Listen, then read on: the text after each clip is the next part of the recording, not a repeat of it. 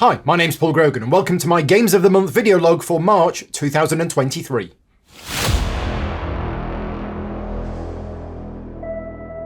In this video I'm going to be talking about all of the games that I've played since the start of March right up until yesterday, which is the 28th of March. I'm recording this on Wednesday the 29th of March, so I'm only going to cover a period up to yesterday.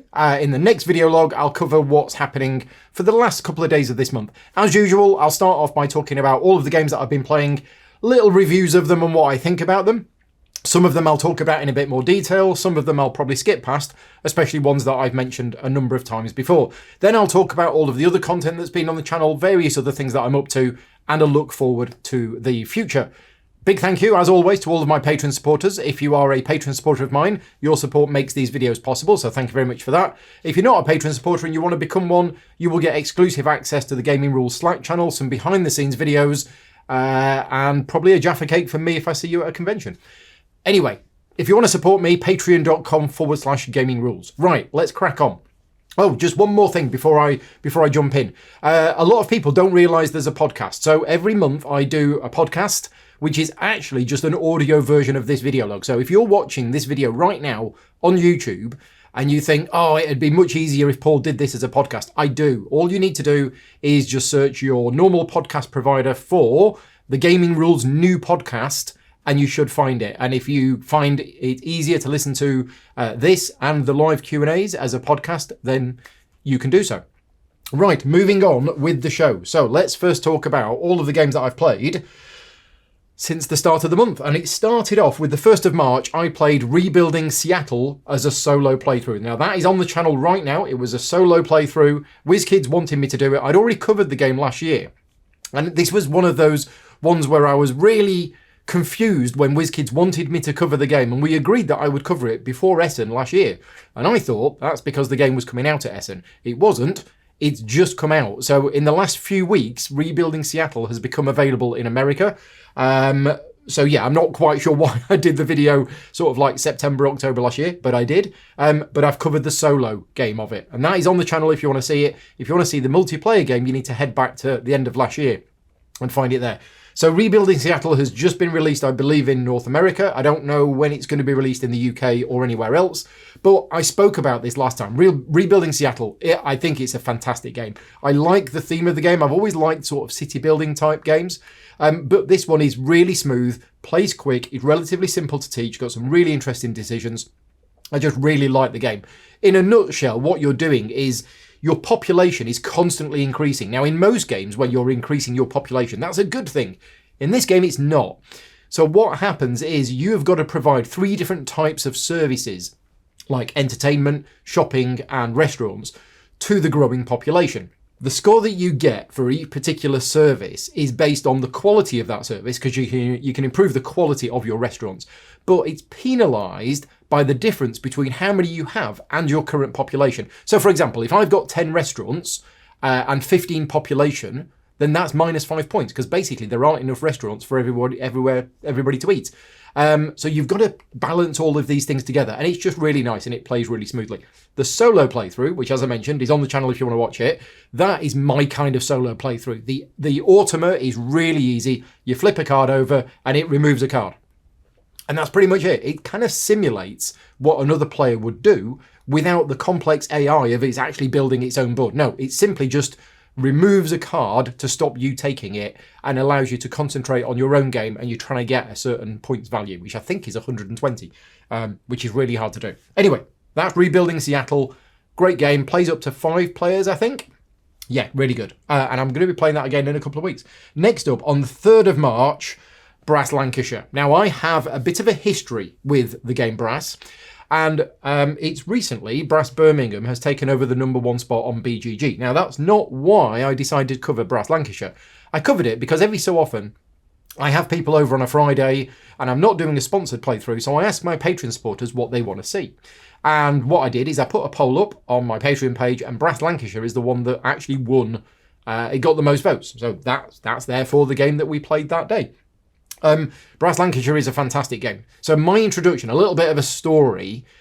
When Brass first came out, I remember being at UK Games Expo and I went via the Tree Frog stand, or was it War Frog at the time, Martin Wallace's company, and I got a demo of Brass, and we only played a couple of rounds.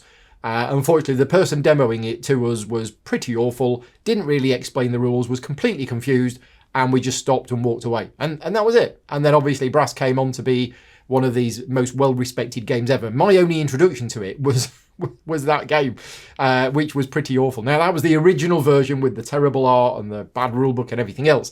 But then Roxley Games got the rights and they did the new version. They did Brass Lancashire, Brass Birmingham, and it's really good that they've done it, because what they've done is they've updated the game to what it deserved. Really good graphic design, just really good, and the gameplay is fantastic. So we did that. That was on the afternoon of the 3rd of March. That's on the channel now if you do want to watch it. Quick note, Nick cheated a couple of times in the game, accidentally, but there was one time where he took his coal and he should have taken mine, and there was one point where he built a connection link somewhere where there wasn't actually a link. But yeah, that's one of those things. So anyway, really, really happy that I've played it. I am not going to say that Brass is in my top 10 games of all time, but I did very much enjoy it. One thing that I think holds it back is the player scaling. I think Brass works great as a 4-player game.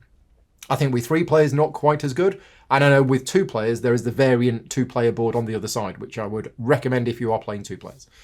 Also on that day, and I think these were live streamed as bonus playthroughs for Patreon supporters, we played Furnace and we played Heat.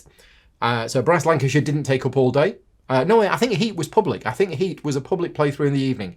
But I think in the, so we played Heat in the evening. And I think that was, it was. Thinking about it now, it was live streamed. So that's on the channel if you want to watch it. That was a 5-player game of Heat, and we used one of the modules. So we used the garage module where you basically customize your car at the start. Heat is a fantastic game.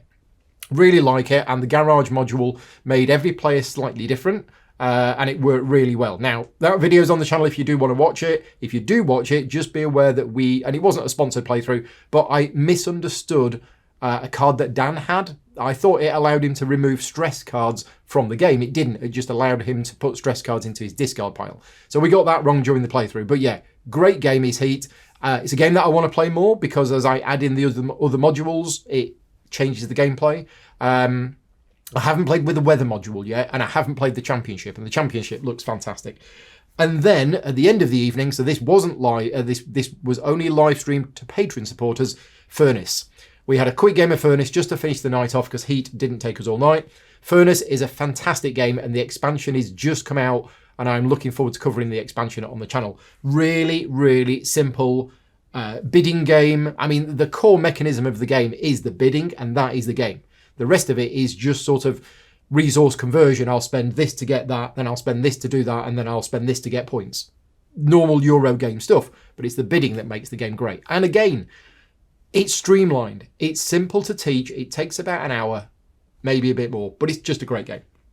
Next up, on the 4th of March, this was the big one. This was Hegemony, which is how I've decided that I'm going to pronounce it, because the designers have asked me to pronounce it Hegemony, even though I think British people say Hegemony. Anyway, this is on the channel. This was a tutorial and playthrough of Hegemony. It took us about 5 hours. It was on a Sunday afternoon, and it was utterly fantastic. Hegemony is my current game of the year for 2023. And I know it's early, but I'm just saying right now, currently, there is no game that I have played this year that has been as special as Hegemony. There is something very special about the game. Now, it's long, it's heavy, it's complicated, and there's a lot of fiddly rules. But if that doesn't put you off, it is something special, because there is no game in my collection which does what Hegemony does as a package. The theme of the game about the sort of socio-economic, political shenanigans of all the different classes trying to, wangle things to get things in their way. I don't have another game like that in my collection. The only other political game I've got is probably Dimaka. Although you could argue that some of the other Euro games have a political theme, but it just works really well in this game. So yeah, that video is on the channel now. We had 2 practice games beforehand, and even so, we did make a couple of mistakes. So again, if you do watch that video, make sure you turn the Klingon subtitles on. A big thank you to Christopher, who left me loads of comments on the video about some small details that we we missed during the playthrough. And we've added all of those into the video as Klingon subtitles, so you can be assured if you watch that video and you turn on the subtitles, every time we make a slight rules goof, it will come up with a message on screen so that you can see it. I'm going to be playing that again in a couple of weeks' time at BayCon. Anyway, so that was Hegemony. Now, Hegemony, it was a 4-player game, and Luke Hector from The Broken Meeple came over. If you want to see Luke's review of it, go and check out his channel. It's The Broken Meeple. I'll put a link to it in the description, but he's done a review of Hegemony as well. He'd played it a couple of times before playing with me, and then obviously he joined us for the game. Now, after that video finished, me and Luke then played a game of Star Wars, the deck building game. This is not on the channel. This was live streamed, again, as a bonus playthrough for Patreon supporters. But Luke had about an hour and a half before he had to disappear home. So we played Star Wars, the deck building game. A game which both of us were looking forward to. A game which I was very excited about.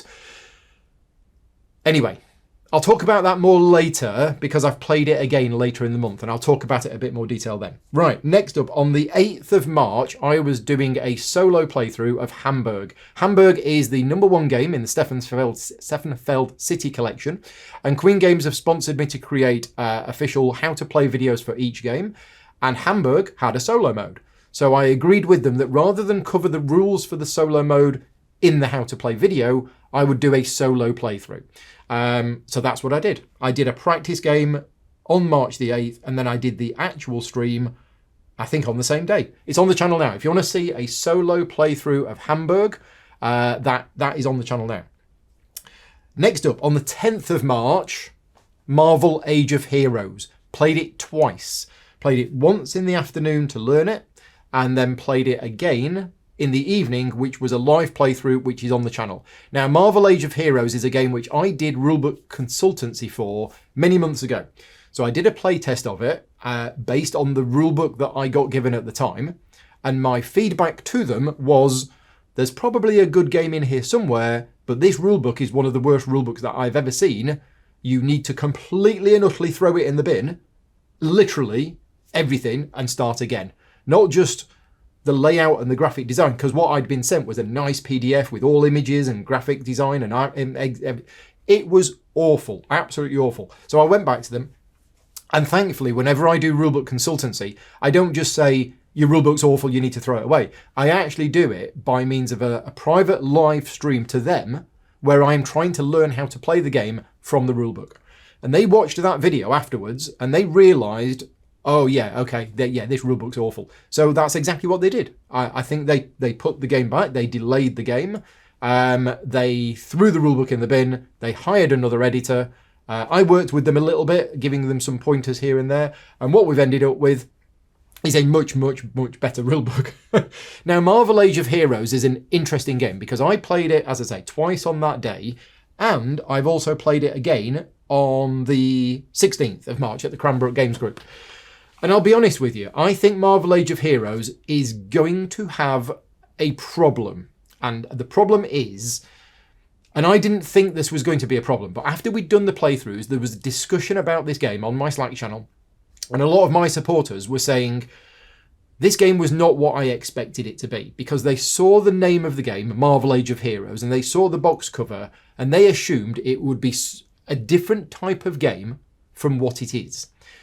Those that watched the playthrough went, this is actually a really solid Euro game with worker placement and card powers and a bit of engine building and this, and it is.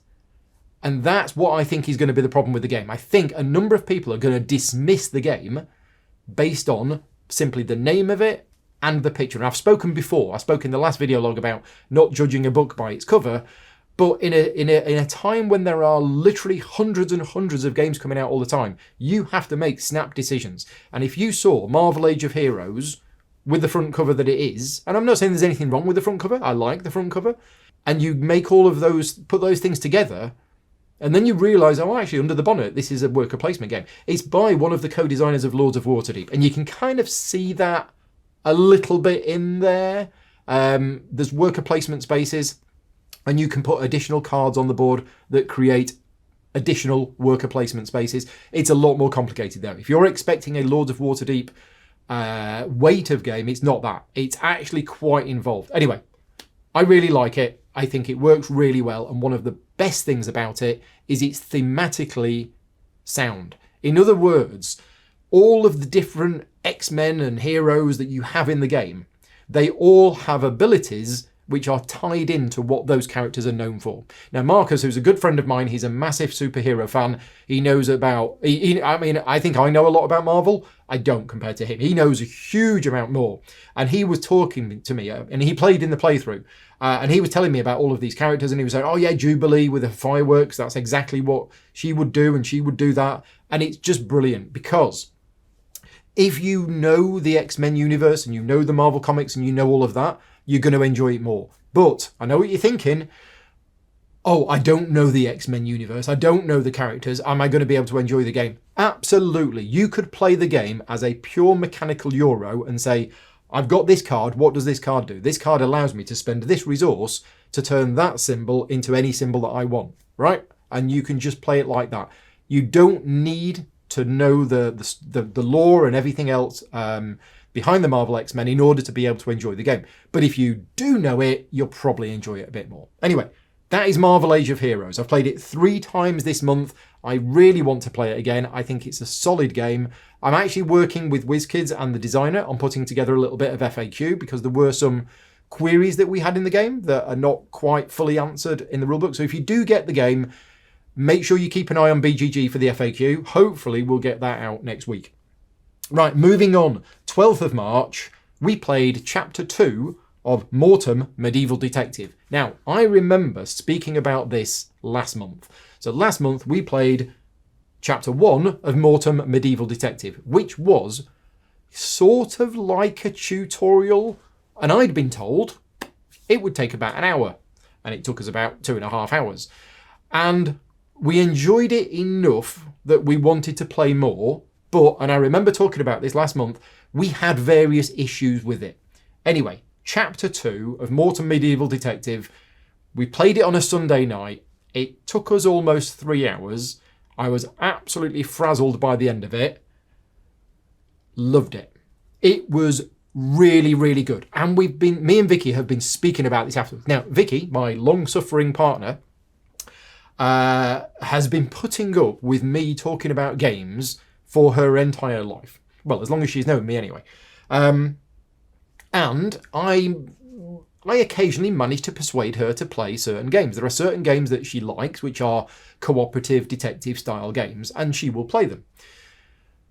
But it's actually quite rare that she will talk about a game afterwards and say, I really enjoyed that. That's almost unheard of. You know, normally she'll play these games, she'll enjoy them, but she won't really talk about them afterwards. Anyway, Mortum Medieval Detective had her talking to me about it a couple of days before.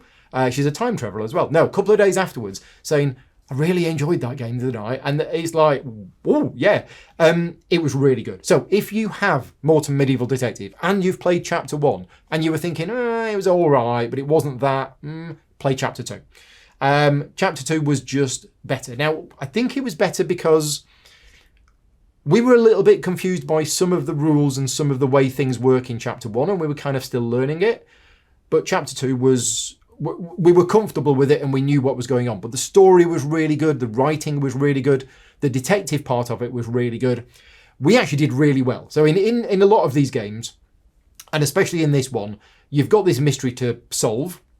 And at the end of it, when your time runs out, you answer all of these questions. And the way that it works in this game is the questions are multiple choice. And then you look up your answers on a grid to see whether you got the questions right. But you might get, one question might be worth 4 points if you said A, 2 points if you said B, and 1 point if you said D, for example. It might not just be a, yes or no answer.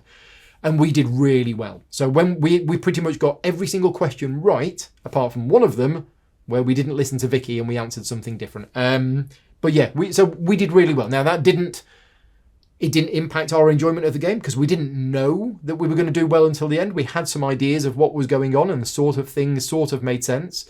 But when we got to the questions and we started answering them, we were like, yeah, we're fairly confident we know these things. Anyway, that was Mortum Medieval Detective Chapter 2. We have 2 more chapters to go because the base game comes with 3 chapters and then there was an expansion pack for the 4th one. If you've played it, let me know what you think. Same with everything. All of these games that I'm talking about here, if you've played them, leave me a comment in the description. Let me know. Have you played Marvel Age of Heroes? If so, what did you think? Have you played Hegemony? Have you played the Star Wars deck building game?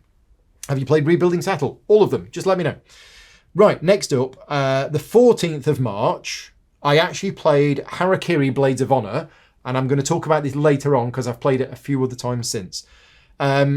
We then had Marvel Champions in the evening. So Rick came over and we had a game of Marvel Champions. Now, Marvel Champions is very likely a top 10 game for me. I absolutely love it and I don't get to play it anywhere near enough. I've been behind on collecting the packs, but Asmodee UK recently sent me a pack of Gambit and Rogue, which are, I think, the two latest packs that have come out.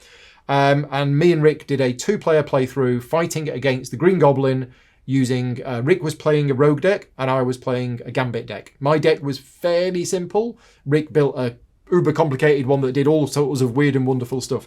It was a fantastic game. Really good. It's on the channel now if you want to see it. I won't spoil it by telling you whether we won or lost. If you're interested in watching the playthrough, it's on the channel. But one of the great things with Marvel Champions is the game is just enjoyable to play. Whether you win or you lose, you're doing cool stuff. You're playing these cards, you're beating up bad guys, and I just love the way that Marvel Champions works. And it kind of represents a film, because there's parts where you go back into alter ego form and you go home and you do the dishes and meet your mates and go to the pub, and then you go back into superhero form and you do all the fancy stuff and everything else. And what was interesting about Gambit is that I actually had some abilities which could be used when I was in alter ego form. Yeah, some threat removal, I think, when I was in alter ego form. So yeah, just love the game, and yeah, fantastic. Then Star Wars deck building game. So this was another bonus stream for Patreon supporters. So I've actually done Star Wars the deck building game. It's already been covered twice on the channel, but none of them have been public playthroughs yet. I will do a public playthrough of it at some point. But if you want to see me playing against Luke, which was pretty much a learning game, we were both learning from the rulebook, that was live on the 4th of March. And then the 14th of March is the Star Wars deck building game. So if you're a Patreon supporter of mine, you have access to those videos. If you can't find them, give me a shout, let me know. But let me now tell you about Star Wars the deck building game. Because, super excited about it, because it's a Star Wars, so that's always a thumbs up. It's from Fantasy Flight Games, so that's usually a thumbs up. It's got deck building in it. I like deck building. Great. Really excited about it. Got hold of a copy of it.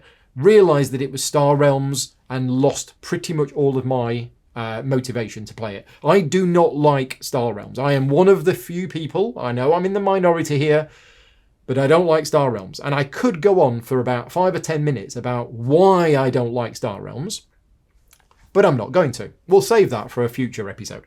But let's talk about Star Wars the deck building game. It's kind of Star Realms, but with some tweaks. And those tweaks, I was hoping, once I found out that it isn't just a complete copy of Star Realms, I was hoping that those tweaks might end up making it into a better game. So, the first game that I played of it with Luke, as I say, it was a learning game. And it was okay, but I thought, I need to play this more. The game that I had with Rick on the 14th of March, it was an hour and a half. And we went through, I think we went through the entire Galaxy deck and then reshuffled it. And then we almost went through it again. And there was only probably, I think there was less than 10 cards left in the Galaxy deck and discard pile at the end of the game. It was, and we were playing to 4 bases. It was an absolutely epic game, and it took an hour and a half. Now, one of the reasons why people like Star Realms is they say it's like a 15-minute game. And I'm pretty sure that Star Wars the deck building game is not supposed to last an hour and a half. It's probably labelled as 30 minutes on the box. But it was fantastic. And I say, oh, it took us an hour and a half, as if that's a bad thing. That was probably the best game that I'm ever going to have of that game. The fact that it went on an hour and a half and it was very much give and take and we were pretty much balanced all the way through. We had huge decks by the end of it, which was a bit of a problem. Although I was thinning mine a bit more than Rick was. It was brilliant. Absolutely loved it. Now, an hour and a half for a relatively simple deck building game is probably a bit too long, but I need to play this game more. I don't think I'm going to have many games like that. I still have some issues with the game. But yeah, it was fun, and yeah, I need to play it a bit more.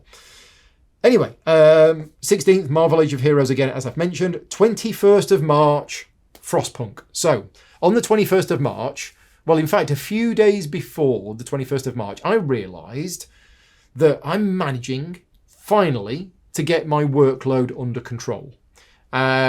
Which has been a very, very slow process over the last 6 months to a year of gradually saying no to work that's coming in, and also being more efficient with the work that I am doing. It's still a work in progress. I'm still nowhere near as good as I want to be with it.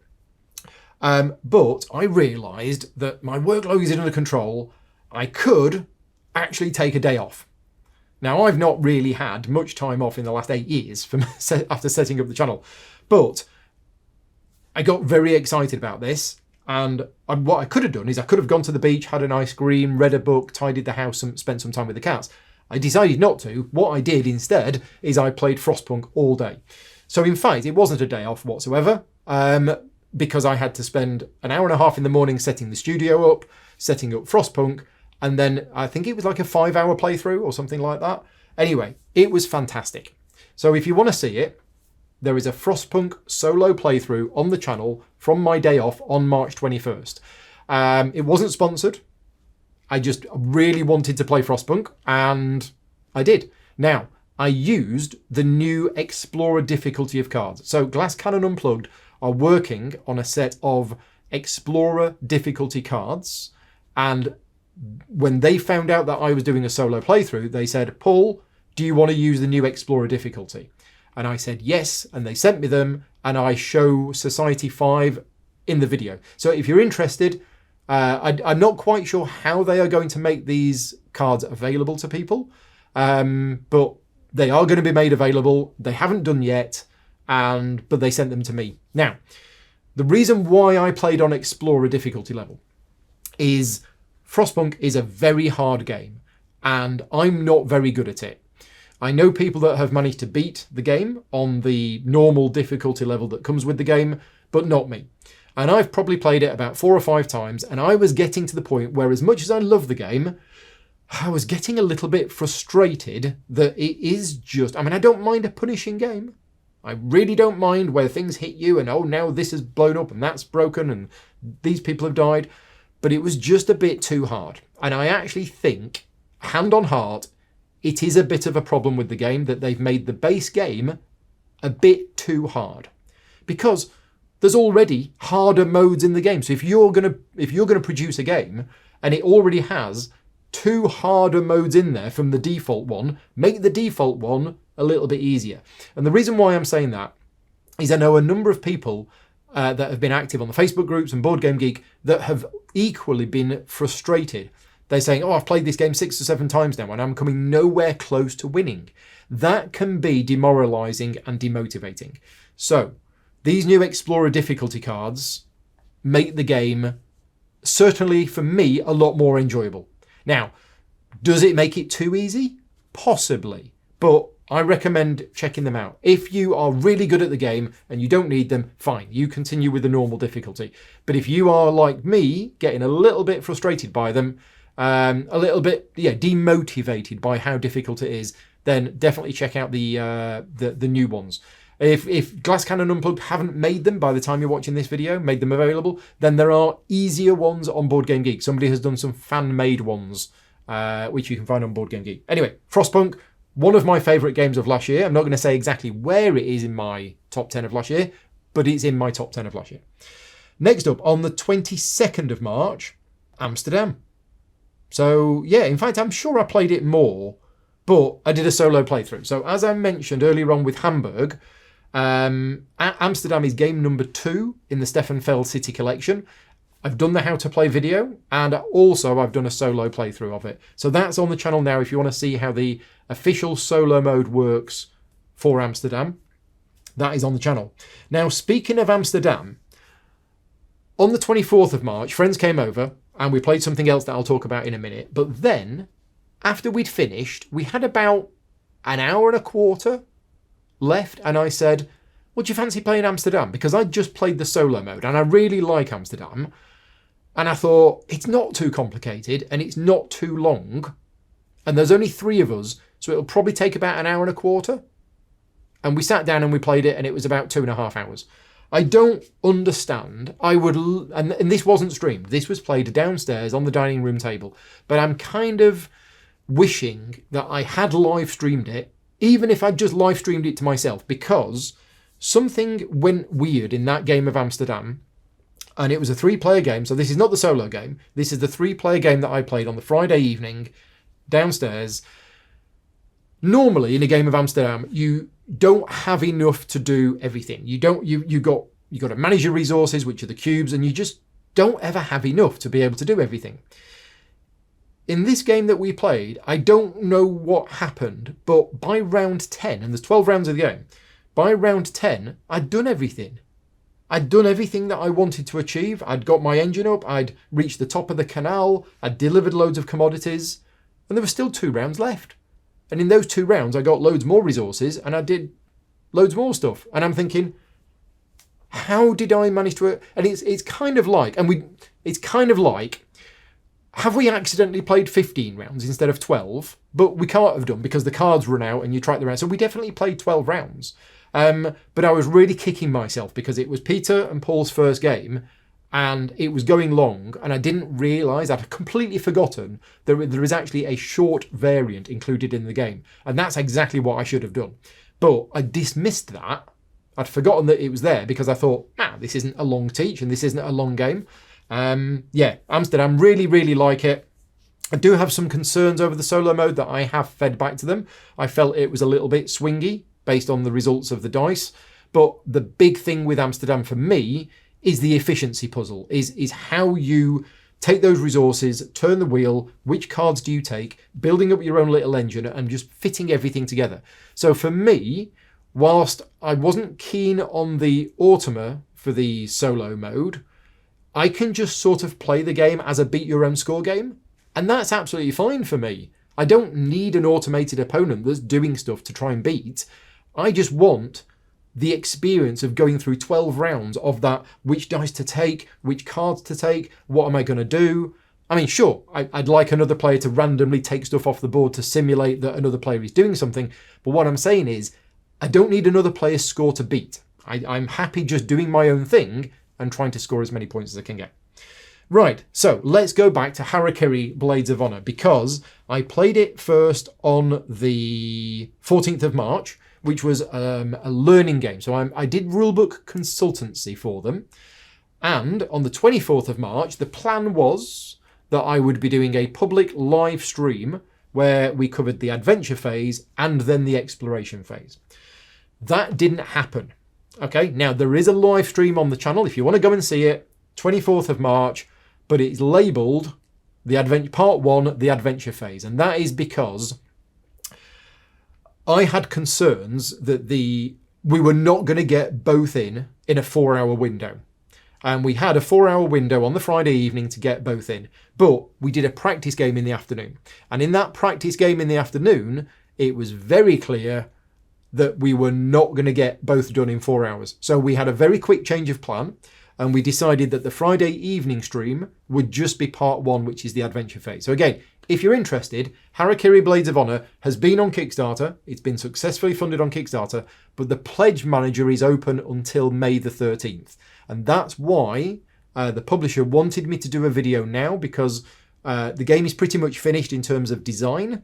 And they wanted me to show the game off for anybody who's interested in backing the game. The pledge manager is open. So we did part 1 on the 24th of March. Now, what wasn't available to the public was the afternoon playthroughs, which if you're a patron supporter, you have access to those. But don't worry, we are going to be covering part 2 on Good Friday. So on Friday, the 7th of April, we'll be doing part 2.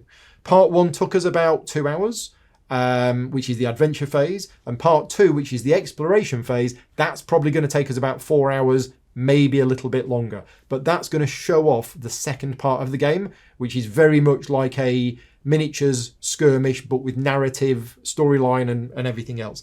So yeah, that's Harakiri Blades of Honor. As I say, I'm involved in, I did some rulebook consultancy for them. I've given them a whole load of advice on improvements to the rulebook, trying to help them out with that.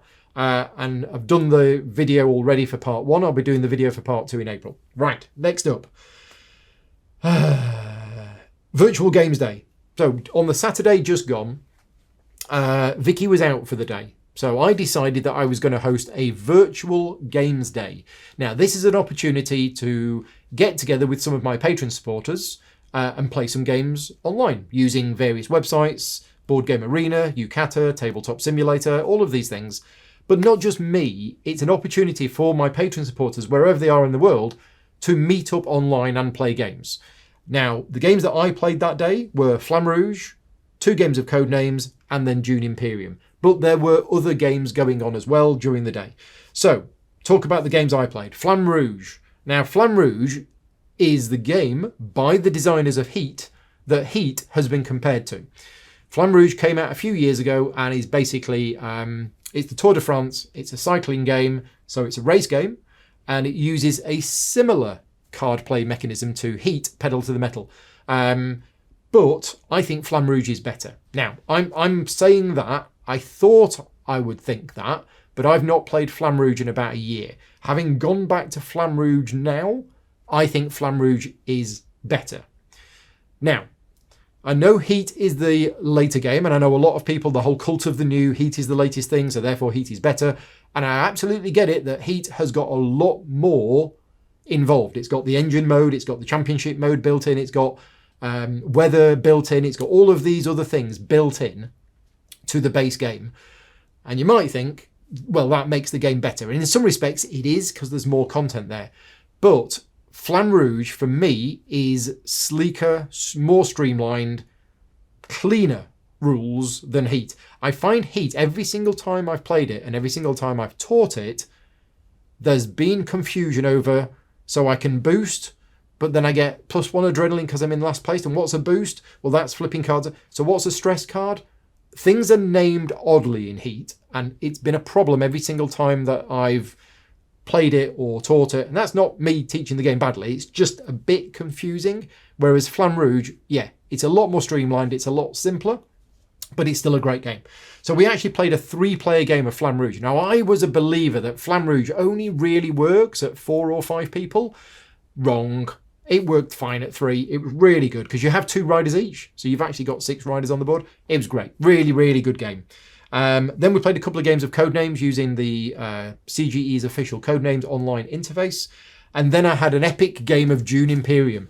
I say epic. It was epic for 2 reasons. The first one is it went on an hour and a half longer than I'd planned, to the point where I was going to miss my Terraforming Mars game that I played later on in the evening, which I then cancelled because I didn't have time.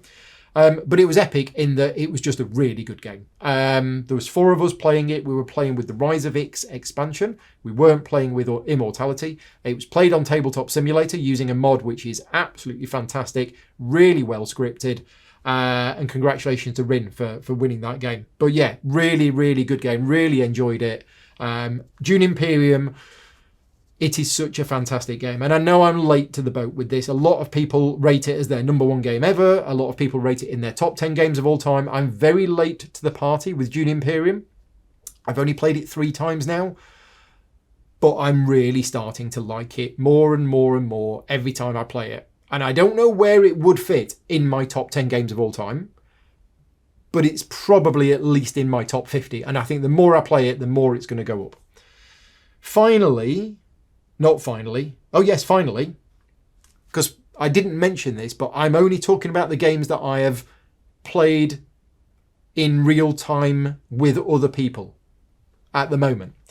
26th of March, Mark and Sally came over and we continued our Lord of the Rings Journeys in Middle-earth campaign. I'm going to be speaking about this every month because we are playing it. We're meeting up once or twice a month and we're playing a couple of chapters each time. We played chapters 9 and 10 of the Bones of Arnor campaign, and we're all still loving it, right? There's nothing more to say that I haven't said before. So Lord of the Rings, Journeys in Middle-earth, fantastic game. We're still playing it, still loving it. Right. Then I played Cat in the Box. Now, Cat in the Box is a game which a lot of my patron supporters have been saying to me is fantastic. I didn't know that much about it. But Mark, who came round on the Sunday, tried to describe it to me and instantly put me off the game because I misinterpreted what he was saying. Now, to be fair, Mark likes games like Cockroach Poker, which is one of my most hated games ever. I don't like games where you're literally just making stuff up, lying, bluffing, and just, I don't like those games whatsoever. And when Mark started describing Cat in the Box to me, he said, all the cards are black, but then you kind of say what colour. I thought, uh-oh, it's going to be one of those games. Anyway, I then played the game, and it was utterly fantastic. Absolutely brilliant. Basically, if you don't know Cat in the Box, it's a trick-taking game. So imagine a trick-taking game, and if you don't know what a trick-taking game is, shall I very briefly explain what a trick-taking game is? Cards with numbers and colours. One player starts by playing a card, everybody else has to follow suit. The one who played the highest one of that colour wins the suit, but there is a trump colour which beats everything. There you go, right. Very simple trick-taking rules. Now, in this game, all the cards are black, but they have numbers on. And when you play a card, you say what colour it is. So it's such a genius idea. But what there is in the centre of the board, in the centre of the table, there's a board that tracks which cards have been played in the game. Because there is only, if you imagine this is a normal trick-taking game with a normal pack of cards, that's the best example I can think of. Imagine you've got a normal pack of cards, but there are no suits on any of the cards. There's just the numbers. So what you've got is you've got the 1 to ace, the ace to the king 4 times, but there's no suit. So you've got a deck of cards, it's got 4 of each card in there, and it's just the numbers, no suits. And when you play the card, you play a 4, and you say, this is the 4 of diamonds. What you do is on the board in the middle of the table, you put a little counter on the 4 of diamonds to say, the 4 of diamonds has been played. Therefore, nobody else can play the 4 of diamonds because there's only one of them in the game and I've just played it. I hope that's making sense. It's just really clever. Really, really clever. And what you're trying to do is you're trying to win your predicted number of tricks, but you can end up causing a paradox if you are in a position where you can't play a card. And we played 3 rounds and every round ended with a paradox. It's just a brilliant game. I am hoping to get my own copy of it soon because it's very, very rare these days that I will play a game and enjoy it enough that I want to seek out getting my own copy of it. And straight away after playing it, I went, I need to have this game in my collection. Really, really good. Anyway, that is the end of all of the games that I've played with other people in real time. Let's move on and talk about all of the games that I've been playing online asynchronously using various websites. In fact, there's not a lot. I thought there was a lot more here.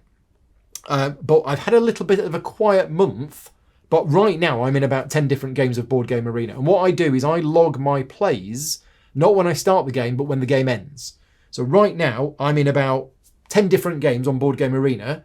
And in next month's video log, I will talk about them because they will have finished. But online asynchronous games for me that have finished in the last month. 2 games of Earth, Space Base, Underwater Cities, Russian Railroads, and lots of games of Ark Nova. I say lots of games of Ark Nova. I've done a few solo games of it, but there's only one multiplayer game of Ark Nova that I finished. Now, Ark Nova is currently on, it's in alpha testing on Board Game Arena. I am lucky enough to have been invited to be part of the alpha test. The interface is incredible. They've done a really good job with it. And I haven't found any bugs so far that haven't already been found by other people. So it is in alpha testing at the moment. But once they finish alpha testing, it will probably go into public beta. And then it will be released officially. Ark Nova on Board Game Arena, it's great. It's one of the games that I was really hoping would get onto Board Game Arena because I do like the game and I want to play it a lot more. The games that I'm playing at the moment, Anachrony, Great Western Trail, Lost Ruins of Arnak. What else am I playing? Carnegie. I said I'm playing about 10 at the moment, but I've lost track of what I'm playing. And Feast for Odin. And there's more as well. I can't remember. But yeah, I'm playing lots of different games on Board Game Arena at the moment. Right. Game testing. So other things that I've been playing which I can sometimes talk about, sometimes can't. I think I spoke last month about a new game coming from Space Cowboys called Perspectives. Well, the game comes with 3 individual cases, and we play tested the 3rd case. So that happened at the start of March, and we've fed back to them. We've given them all of our feedback. The main bit of feedback from that one is that this was by far the best one, and you should make this the first one, because I worry with a lot of these games that people play the first case, and if they're not absolutely blown away amazed, they won't bother playing the rest of them. And case 3 was so much better than the other 2. I'm not saying the other 2 were not good, but case 3 was just fantastic. I think they should make case 3 case number 1. I've left that with them. That's been my professional advice to them, and we'll see what they say. Also, on the 22nd of March, I tested 2 games. One of them I am allowed to talk about. The other one I'm not allowed to talk about. So the first one is a game called Lynx, which is not even on Board Game Geek yet, but this is a new game coming from WizKids, and it's about the predator-prey cycle between the lynx and the hares. Now you're trappers in the game working for a company, but it sort of simulates the way that the population swings. And it's something that I didn't really know about, but this game has taught me about it. The fact that if the hare population is high, then there's enough for the lynx to thrive, so they do. But then the lynx population reaches a certain point and they start eating all of the hares.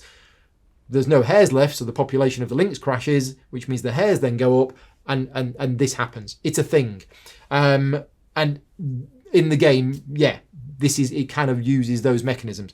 They've said that I'm allowed to talk about it, but it's currently being play tested.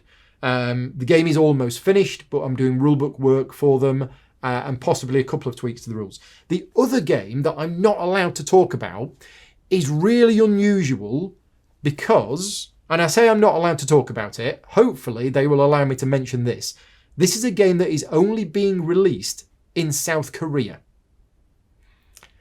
And I said to them, when I found this out, I said, well, why are we working on an English rulebook for the game when it's only being released in South Korea? And they said, because the South Koreans need the English rulebook to translate from. So I don't think this has ever happened to me, and probably will never happen to me again, is that I'm literally working on an English rulebook that will never be printed. It will never come out in England or in any printed English or anything. It's literally being worked on so that it can be translated into Korean. I found that very unusual, but I'm not allowed to talk about this. Maybe I will at some point when the game comes out. Anyway, other content that's been on the channel recently. First of all, as every month, the live Q&A. If you're interested in listening to me answer all sorts of weird and wonderful questions for 90 minutes, the live Q&A is on the channel now. And again, if you are a podcast listener, that is available. So the live Q&As and this video log are available in podcast form every month if you would prefer to listen to them that way. There are also 2 how to play videos that have appeared on my channel. I say appeared as if I didn't do them. The how to play video for Hamburg and the how to play video for Amsterdam. Games number 1 and 2 in the Steffenfeld City Collection. They are there. They are available if you want to go and watch them now. I also did an unboxing of Undaunted Battle of Britain that I'm very excited to get to the table, and that will be happening. When's that happening, actually? Let me just have a look at my calendar, because I don't even think it's next month. It's May. Yeah, May the 12th I've got booked in for Undaunted Battle of Britain. But anyway, I did the unboxing video, so that's there now. Right, some of the things that I want to talk about. General other topics of conversation. First one is about solo gaming. And I wanted to give a big shout out to Mark Dainty, who's a good friend of mine, and he does the YouTube channel Not Board Gaming. And I'm going to put a link to this in the description of this video. But Mark has done a video recently on the stigma against solo gamers. And he makes some very good points in the video. And this followed on from a series of other comments being made that were pretty derogatory to solo gamers. And about the fact that the solo gaming part of the hobby, I don't know. Watch Mark's video. Mark explains it a lot better than me, but I am completely in agreement with Mark about how these comments are just completely wrong and out of place. And if you don't play solo games, that's fine. That's absolutely fine. If you are somebody who believes that you don't enjoy solo gaming and you want to play games with other people because it's a social, that's fine. That's absolutely fine. Don't knock you for that. But there are a lot of people who are predominantly solo gamers. And I know Mark is one of them. And I know a lot of other people who most of the games they play are solo. Are they still gamers? Absolutely. Are they still welcome in our hobby? Absolutely. Of course they are. They are a part of the hobby, just like everybody else is. The fact that they are solo gamers rather than multiplayer gamers doesn't make any difference to that.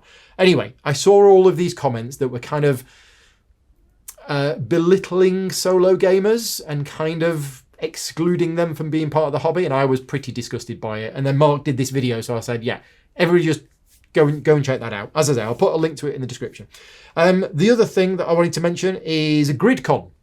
So GridCon is the event that runs once a year in November that me and Vicky organise. The tickets for GridCon went on sale on Sunday morning at 10 o'clock, and 90 minutes later, we'd sold out.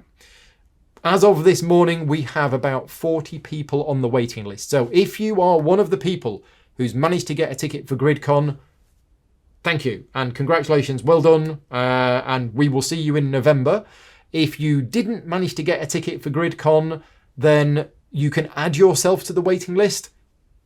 But as I say, there are about 40 people on the waiting list so far. It's going to be tricky. Basically, we need some cancellations. If some people have to cancel, which they do every year, then we'll go through the waiting list. Unfortunately, GridCon is a popular event. For us, it's great that GridCon's a popular event. But if you want to come to GridCon next year, all I can say is keep an eye on the Facebook page for GridCon or the website, because we did announce 3 weeks before that the tickets were going on sale at this time on this day, and they did, and then it was first come first serve. So if you missed that announcement, then all I can say is just keep an eye on the various places next time, and hopefully you'll get a ticket. The next thing I wanted to talk about is UK Games Expo. UK Games Expo is coming up. It's the start of June, is it? I think it's the start of June. Let me just check. Start of June. Yeah, so I'm going to be there. I'm going to be there at UK Games Expo. My current plan is that I'm going to be demoing Marrakesh in the mornings for Queen Games. So if you're interested in learning how to play Marrakesh and you want to come along, get a demo from me, that will be happening in the mornings. But then in the afternoons, I'm going to have some time off and I'm going to be hanging around with people. There's various people I know going to be coming over. Nithranya's going to be coming over for the first time. Kanye from Kanye Studios is coming over for the first time. There's going to be lots of other people there, and I'll be meeting up with patron supporters and other content creators and basically just, enjoying myself. I did want to mention, though, that on the Saturday evening, I think it's the Saturday evening, let me just look this up. Just one event. UK Games Expo. I'm running a charity event. So on the Saturday evening, 8 o'clock, I am doing a 1 hour live show where we play Just One. We did exactly the same last year and it was fantastic. It was a lot of fun. It was really enjoyable. Tickets are available now on the UK Games Expo website. They are limited. So please, if you are interested in coming along to it, please book your ticket. Don't wait to do so. All of the money goes to charity. Literally every single penny of your ticket donation goes to charity. I'm not getting paid for doing it. It's all in a good cause and we're raising money for charity. So yes, if you can attend, please come along. If you were there last year, it was a huge amount of fun. I'm going to try and get some free prizes to give away like I did last time. I can't guarantee that at the moment, but I'm pretty sure Asmodee will be generous like they were last year when I explained to them what's happening. But yeah, go on to the UK Games Expo website. Just One. It says Just One live with Paul Grogan, and it's 8 o'clock on Saturday night. And if you're a patron supporter, we will be doing a Patreon meetup right afterwards. Last thing I wanted to talk about is just something a bit of fun, really. I've heard of a game called Marvel Snap. Didn't really know what it was. I installed it on my iPad a week ago, and I've been playing it a lot. It's a lot of fun. It's really good. It's really simple. It's free to play, but it's got these purchases if you want to. I don't really understand what's going on. I'm playing these games. I'm completing these missions. I'm getting crystals, credits, pop-up, gold crown. I don't really understand it. but the game is really solid. It's very simple, but it takes 2 minutes to play a game. And yeah, I really like it. So I'm playing Marvel Snap on the iPad. I don't know how long I'll be playing it, but at the moment, it's really enjoyable. Let's talk about what's coming soon. So coming soon to the channel. Tonight, I will be doing a live stream of Terraforming Mars. Now, this video is probably not going to go live until tomorrow. So if you're watching this on Thursday, the 30th of March, then yesterday I did a live stream of Terraforming Mars. This is using the Steam adaptation, which is fantastic, and we're going to be using the Hellas map. This Friday, I'm going to be doing Richard Breeze's new game, which is called The Glade. So Richard Breeze's new game, which is going to Kickstarter soon, hopefully going to be released for Essenspiel this year, is called The Glade. It's very different from Richard's other games. This is an abstract game based on Rummikub, from what I understand. I mean, I have played it, but I don't really know Rummikub that well. But you're placing sets of tiles with matching characteristics. So yeah, it's not a key game, and it's not one of his normal key games worker placement resources or anything like that. That'll be on the channel on Friday, if you're interested in that. That'll be a live playthrough. Next week, I'm going to be covering Terminus, which is a new game coming from Inside Up Games that I was really interested to take a look at. Wasn't able to fit it into the schedule, but then I was able to fit it into the schedule. So that'll be coming next week. I'm also going to be going back to Mindbug. Mindbug, little card game. I've covered it before on the channel, but they've got an expansion set coming out for it, or 2 expansion sets. And the designer contacted me last week and said, Paul, do you want to do some coverage for Mindbug? So I'm going to fit that in next week. And as I mentioned earlier, on Friday afternoon, Good Friday, we're going to be doing Harakiri Blades of Honor, the exploration phase, which is going to be all afternoon. Then I've got Baycon. Baycon is my first convention of the year. It's a local convention for me. It's held in Exeter. I'm going to be going to that, which is in the middle of April. But then on the Sunday, I'm going to have to come home slightly early from Baycon, because on the Sunday, I'm going to be covering Teotihuacan, the Deluxe Edition. Board and Dice have contacted me. Board and Dice are one of my regular clients. I love a lot of the games that they do, and Teotihuacan is probably my favourite tea game, if I'm honest. I really enjoy the game. And when they announced that they were going to be doing a new deluxe version, I was like, hello, if you want some content for it. And they said, yeah, sure, we'd love for you to cover it. So I'm going to be covering that on the Sunday. What day is it? Sunday, the 16th of April. So yeah, Teotihuacan, Sunday, 16th of April in the afternoon. That will be on the channel. I'm also going to be working on the how to play video for New York City, which is game 3 in the Steffenfeld City Collection. I'm also going to be covering Cloudspire. Now, I've been meaning to go back to Cloudspire for a year and a half. It's been about a year and a half, I think, since I last played it. So I'm really excited about this. This is happening at the end of April. Friday, the 28th of April, JP's coming over. He's a big Cloudspire fan. I just haven't played it in a very long time. So that'll be coming live to the channel at the end of April. And also, another game that I've been wanting to play for the last 15 months. Arkham Horror LCG, it comes back. It's coming back on the 25th of April for an 8-week series. And the reason for this is Vicky has booked into a jewellery course in Exeter, which just happens to be on a Tuesday night for 8 weeks. Or for 9 weeks, I think. And as soon as she said, I'm going on a jewellery course, it's like every Tuesday night for 8 weeks, my brain just went, Arkham Horror, Arkham Horror. So Emily has agreed. So Emily's going to be coming over, and we're going to be playing a 2-player campaign of Arkham Horror. And that's going to be happening every Tuesday, starting on the 25th of April. So I'm really excited about that. We're going to be playing the Edge of the Earth campaign. And I've not played an Arkham Horror card game for 15 months. And it's been on my list of things to do for the last 15 months. Really wanted to play it again. That's it. That's everything. So, as I mentioned at the start, a big thank you to all of my Patreon supporters for making this video possible. I've basically taken half of yesterday off work to write it, this morning off work to film it, and this afternoon off work to edit it. So these videos take me about an hour, a day and a half away from my paid work. And I'm only able to do that with the support of the Patreon campaign. So, if you're a Patreon supporter, thank you very much. If you're not a Patreon supporter and you want to become a Patreon supporter, you can do so at patreon.com/gaming rules. Anything above $3 a month or more gets you access to the Slack channel, which is a great community, lots of great discussions on there, and exclusive access to a lot of the behind the scenes videos that I do, like me learning how to play the Glade, me and Luke playing Star Wars the deck building game. There's normally quite a few behind the scenes videos each month, which you will get access to if you become a patron supporter. Other than that, I'm going to say thank you very much for watching, take care, and I'll see you all next time. Bye bye.